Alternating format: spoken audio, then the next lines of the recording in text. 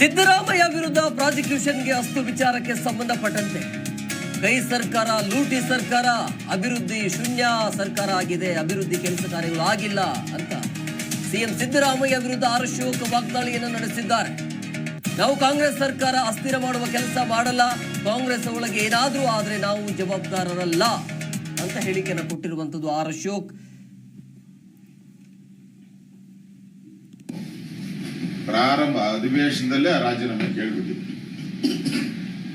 ಅಧಿವೇಶನದಲ್ಲೇ ರಾಜೀನಾಮೆ ಕೊಡಬೇಕು ಅಂತ ನಾವು ಪ್ರಾರಂಭದಲ್ಲೇ ಕೇಳ್ಬಿಟ್ಟಿದ್ವಿ.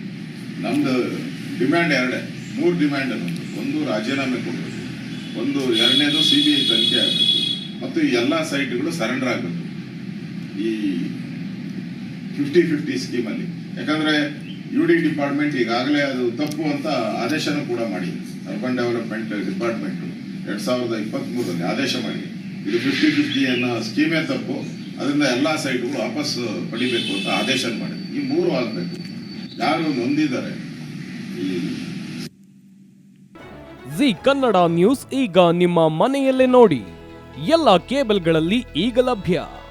ಸನ್ Direct 292, Jio TV 1334, U digital 162, City cable 51, GTPL 17, Abhishek cables 821, Rockline telecommunication 51, Shri Basaveshwara number 60, Vinayaka digital number 53, In digital number 896ರಲ್ಲಿ.